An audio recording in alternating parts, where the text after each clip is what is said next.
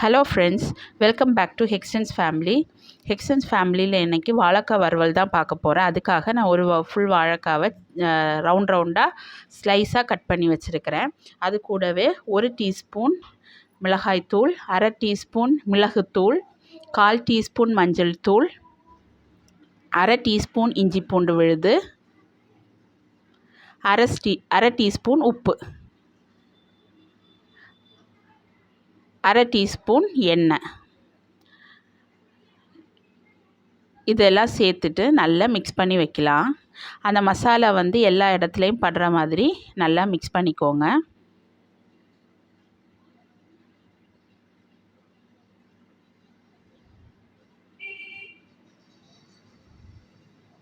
நீங்கள் இந்த மாதிரி பண்ணிங்கன்னா கண்டிப்பாக மசாலா உதிராமல் நல்லா அந்த வாழைக்காயில் அந்த மசாலாலாம் நல்லா ஒட்டி இருக்கிற மாதிரியே வரும்.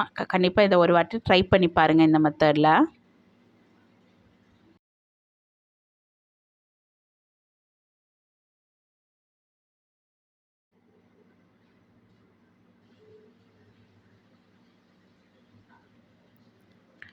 மசாலாலாம் எல்லா இடத்துலையும் படுற மாதிரி பிசைஞ்சு இதை ஒரு 15 நிமிஷத்துக்கு நம்ம இப்படியே ஊற விட்டுடலாம்.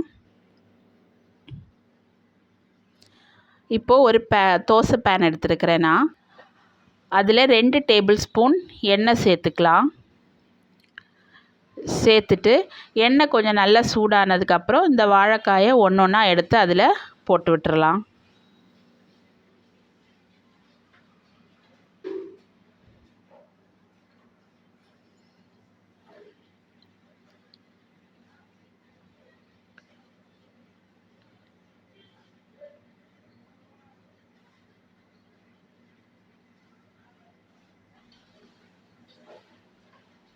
ஒரு சைடு நல்லா பொரிஞ்சதுக்கப்புறம் இப்போ நம்ம திருப்பி விட்டுறலாம்.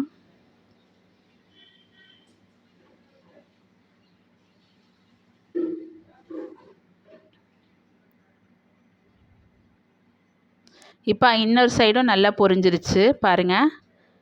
நல்லா பொரிஞ்சிருச்சா? இப்போ நம்ம இந்த வாழைக்காயை நல்லா ஓரமாக தள்ளி விட்டோன்னா அந்த எண்ணெயெல்லாம் அதுலேருந்து வடிஞ்சு வந்துடும். தள்ளி விட்டுட்டு நடுவில் அதே எண்ணெயில் மீதி இருக்கிற வாழைக்காவும் போட்டு அதே மாதிரி பொரித்து எடுத்துக்கலாம். பாருங்கள் எப்படி மசாலா உதிராமல் சூப்பராக வந்திருக்கு. நீங்களும் எல்லோரும் இந்த மாதிரி ஒரு தடவை ட்ரை பண்ணி பாருங்கள். ட்ரை பண்ணி பார்த்துட்டு எப்படி இருக்குன்னு ஃபீட்பேக் சொல்லுங்கள். தேங்க்யூ ஃபார் வாட்சிங்.